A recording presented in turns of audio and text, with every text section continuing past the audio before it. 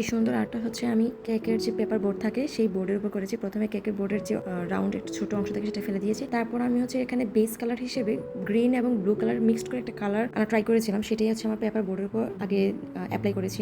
দেন হচ্ছে আমি texture paste বানিয়ে নিব।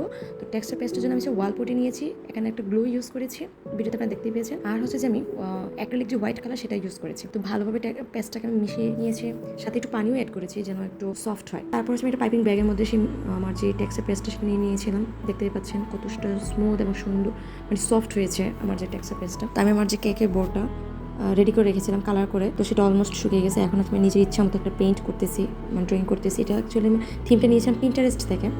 আমি তো সবাই পিন্টারেস্ট থেকে কম বেশ ইন্সপায়ার্ড হই বিভিন্ন জিনিস করার জন্য। তো আমি পিন্টারেস্ট থেকে এই ডিজাইনটা নিয়েছি। কিছুটা আমার কাছে মনে হচ্ছে স্বর্ণলতার পাতার মতো। তো এখানে আমি হচ্ছে গোল্ডেন যে কালারটা আছে একটু চিকচিক করে, সেই গোল্ডেন কালার এবং যে সিলভার কালার সেটা আমি রং করার জন্য অ্যাপ্লাই করেছিলাম এই পাতাগুলোতে।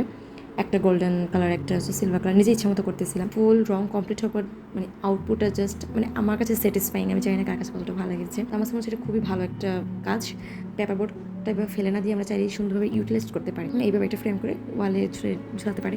তো কার কাছে কেমন লাগেছে অবশ্যই আমাকে কমেন্ট করে জানাবা। আর নেক্সট টাইম আমার এই ভিডিওটা দেখাবো, কখনো কেক বোর্ড ওয়েস্ট করবা না, অবশ্যই এইভাবে আমার মতো পেইন্ট করবা। আর ভিডিওটা যদি ভালো লাগে থাকে আমার পেজটা অবশ্যই ফলো করে দিবা।